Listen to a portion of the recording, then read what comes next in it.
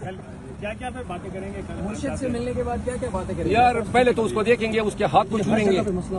اور پھر جو ہے اس کو آگاہ کروں گا کہ بھائی کیا ہماری فیلنگ ہے. لیکن یہ ہے کہ اب میرے دل میں یہ ٹھنڈک ہے کہ مجھے وجدان سا ہے کہ میرا مرشد باہر آ رہا ہے، ٹھیک ہے نا، اور جلد باہر آ رہا ہے. اور جو لوگ نہیں چاہتے ہیں کہ وہ باہر نہ آئے، انشاءاللہ ان کے دلوں پہ وہ دال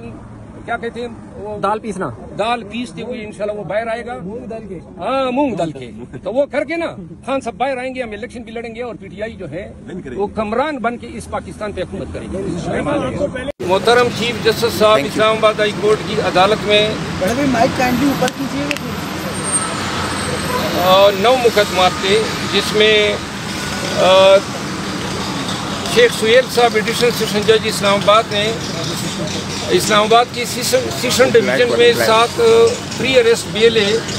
چیئرمین پی ٹی آئی کے جیل میں نظر بند ہونے کی وجہ سے عدم پیروی پہ خارج کر دی تھی، جس کے اگینسٹ فوجداری نگرانی ہم نے دائر کی تھی، جس پہ آج سماعت ہوئی.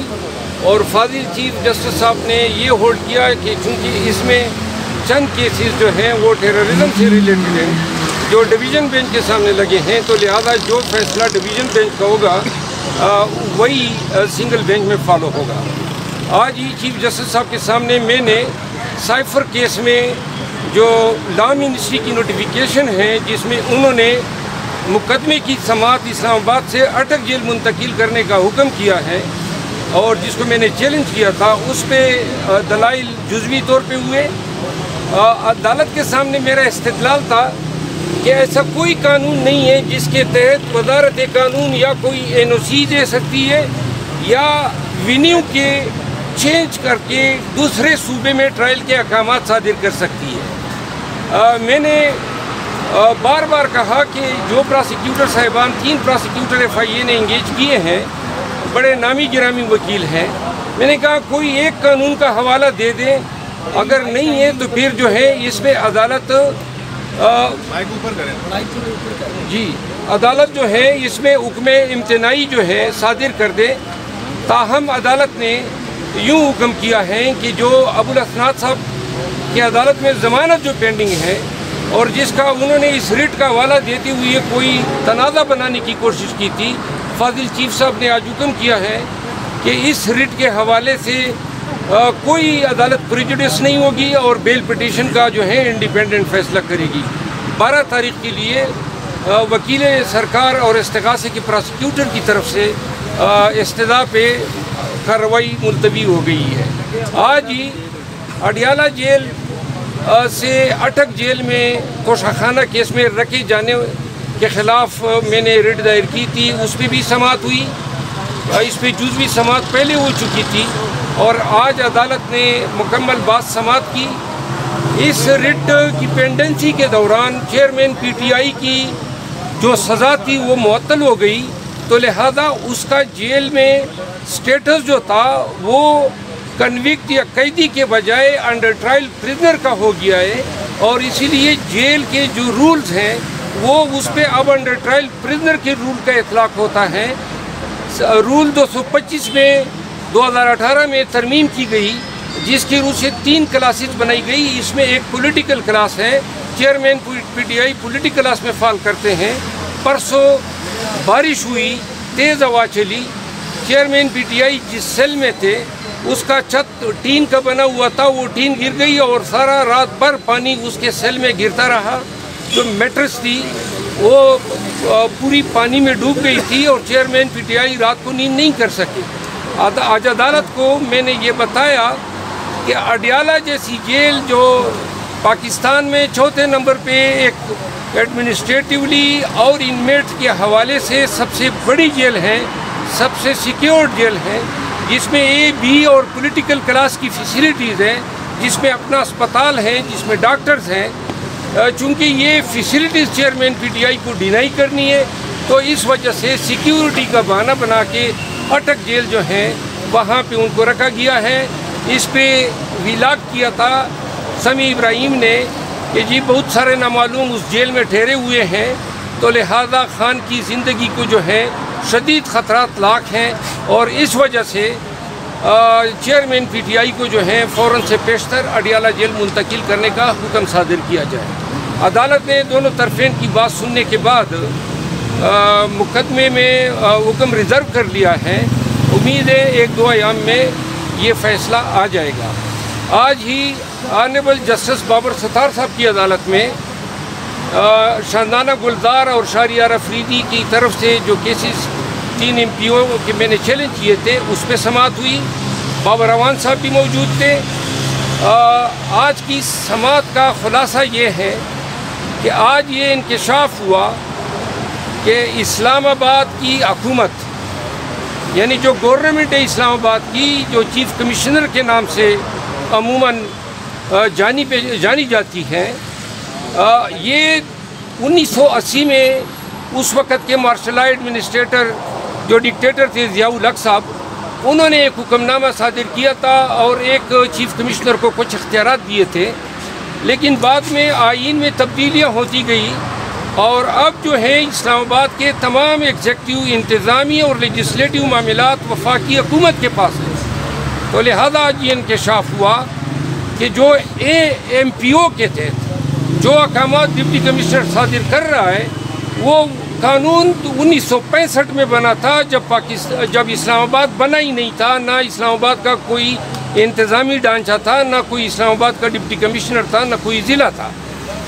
تو لہذا یہ اختیارات کب DC اسلام آباد کو کس نے تفویض کیے، اس کا جواب ڈپٹی کمشنر اور چیف کمشنر اسلام آباد آج عدالت میں نہ بتا سکے۔ اس پر عدالت نے حیرانگی کا اظہار کیا، اٹارنی جنرل کو نوٹس دیا ہے، امائکس کیوری مقرر کیے ہیں اور ڈپٹی کمشنر کے خود ساختہ اختیارات 3 MPO کے تحت پابندی لگا دی ہے کہ اب وہ اسلام آباد میں کسی بھی شہری کے خلاف، کسی بھی آدمی کے خلاف 3 MPO کے تحت اختیارات ایکسرسائز نہیں کرے گا، اور ساتھ ہی چیف کمشنر پہ قطعاً لگا دیے کہ وہ اب کوئی اختیارات تفویض بھی نہیں کرے گا۔ آج ہی میں نے عدالت کو یہ بھی بتایا، جس پہ عدالت نے جو ہے اپنی ناراضگی کا اظہار کیا کہ شاندانہ گلزار کے موبائل ابھی تک واپس نہیں کیے گئے ہیں، جس پہ SSP آپریشن نے کہا کہ میں جلد ہی ان کی واپسی کے احکامات جاری کر دوں گا۔ جی کوئی سوال ہے تو میں آپ اور اب جو ہے اسلام آباد کے تمام ایگزیکٹو، انتظامی اور لیجسلیٹو معاملات وفاقی حکومت کے پاس ہیں۔ تو لہذا آج یہ انکشاف ہوا کہ جو AMPO کے تحت جو احکامات ڈپٹی کمشنر صادر کر رہا ہے وہ قانون 1965 میں بنا تھا جب اسلام آباد بنا ہی نہیں تھا، نہ اسلام آباد کا کوئی انتظامی ڈھانچہ تھا، نہ کوئی اسلام آباد کا ڈپٹی کمشنر تھا، نہ کوئی ضلع تھا۔ تو لہذا یہ اختیارات کب DC اسلام آباد کو کس نے تفویض کیے، اس کا جواب ڈپٹی کمشنر اور چیف کمشنر اسلام آباد آج عدالت میں نہ بتا سکے۔ اس پر عدالت نے حیرانگی کا اظہار کیا، اٹارنی جنرل کو نوٹس دیا ہے، امائکس کیوری مقرر کیے ہیں اور ڈپٹی کمشنر کے خود ساختہ اختیارات 3 MPO کے تحت پابندی لگا دی ہے کہ اب وہ اسلام آباد میں کسی بھی شہری کے خلاف، کسی بھی آدمی کے خلاف 3 MPO کے تحت اختیارات ایکسرسائز نہیں کرے گا، اور ساتھ ہی چیف کمشنر پہ قطعاً لگا دیے کہ وہ اب کوئی اختیارات تفویض بھی نہیں کرے گا۔ آج ہی میں نے عدالت کو یہ بھی بتایا، جس پہ عدالت نے جو ہے اپنی ناراضگی کا اظہار کیا کہ شاندانہ گلزار کے موبائل ابھی تک واپس نہیں کیے گئے ہیں، جس پہ SSP آپریشن نے کہا کہ میں جلد ہی ان کی واپسی کے احکامات جاری کر دوں گا۔ جی کوئی سوال ہے تو میں آپ سے۔ مراد صاحب، آپ کو عمران خان کے ساتھ ملنے کی اجازت مل گئی اس حوالے سے بتائیں۔ جی مجھے عمران خان صاحب سے ملنے کے لیے بہت سارے لوگ رکاوٹیں بنی ہوئے ہیں۔ آج میں نے چیف جسٹس صاحب کو آگاہ کیا کہ میں ملنا چاہتا ہوں، حکام موجود ہیں، ان کو ہدایت دے، تو چیف صاحب نے وکیل سرکار کو ہدایت کی ہے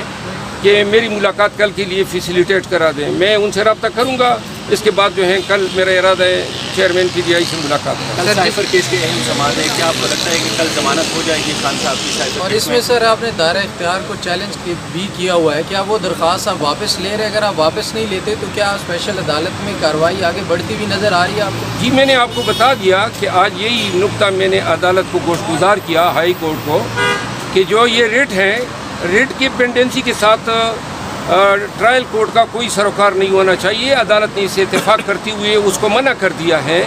کہ یہ ریٹ کی پینڈنسی جو ہے اس کے آپ کا کوئی تعلق نہیں ہے، آپ اپنی بیل کی پٹیشن ڈیسائیڈ کر دیں۔ سر خان صاحب کے سیل میں جس طرح پانی جاتا رہا اس دن جب رات کو بارش ہوئی ہے، تو سر اس حوالے سے چیف جسٹس صاحب کہ یہ چیف جسٹس اسلام آباد ہائی کورٹ نے کیا کہا سر جب آپ نے ان سے یہ گزارش کی کہ ان کے ساتھ یہ مسئلہ ہو رہا ہے، ان کو شفٹ کیا جائے؟ میں نے تو اس کو آگاہ کر دیا ہے کہ یہ حالات ہے، چھت ٹپک رہی ہے، بارش کا پانی جو ہے وہ اس کے میٹرس میں سارا جو ہے سمو گیا، تو لہذا یہ حالات ہیں پاکستان کے سابق وزیر اعظم کی۔ وہ آپ سب یہ سوچیں نا، حکومت کو کیا پڑی ہے، یہ اٹک جیل میں مزید ہے، اڈیالہ نہیں لا رہی ہے، یہاں پہ اس کو عدالتوں میں پیش ہونا ہے، اپنی ضد کر رہی ہے، درمی کر رہی ہے عدالتوں کو۔ عدالت کا حکم تھا ابو الاسناد صاحب کا کہ 30 تاریخ کو ادھر پیش کریں، وزارت قانون درمیان میں ٹپک پڑی کہ جی ہم یہ حکم کرتے ہیں کہ آپ اٹک جیل چلے جائیں۔ اٹک جیل، یہ اٹک دوسرے صوبے میں ہے،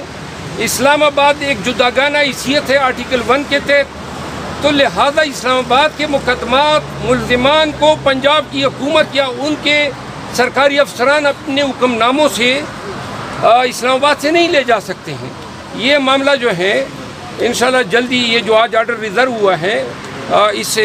فیصلہ آ جائے گا۔ صاحب پی ٹی آئی کے فیصلے کون کر رہا ہے بطور سیاسی جماعت؟ کس کے ہاتھ میں اس وقت کمانڈ ہے پی ٹی آئی کی، اور کون فیصلے کر رہا ہے؟ پی ٹی آئی کے فیصلے کور کمیٹی کر رہی ہے،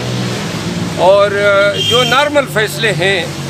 وہ کور کمیٹی کر رہی ہیں۔ جو بھی اہم بات ہوتی ہے وہ چیئرمین پی ٹی آئی سے پوچھی جاتی ہے، اور اس کے مشورے سے پھر جو ہے مزید اقدامات۔ سر پرویز الہی کے حوالے سے کیا کہیں گے جس طرح ان کو دوبارہ گرفتار کیا؟ پرویز الہی کو جو گرفتار کیا گیا ہے، اور عدالت کا لاہور ہائی کورٹ کا حکم نامہ آپ نے دیکھا، پھر آپ نے دیکھا ہمارے ہی ڈپٹی کمشنر صاحب نے اسلام آباد کے، اس نے جناب اسی روز کو 3 MPO جاری کر دیا کہ پرویز الہی کے رہائی سے اسلام آباد کو شدید خطرات لاحق ہیں۔ پھر ان کو یہاں لایا گیا اٹک جیل سے پھر نکال کے بھیمز اسپتال، پھر پولیس لائن میں انہوں نے، یہ آپ دیکھ رہے ہیں یہ سرکاری ادارے یا انتظامی ادارے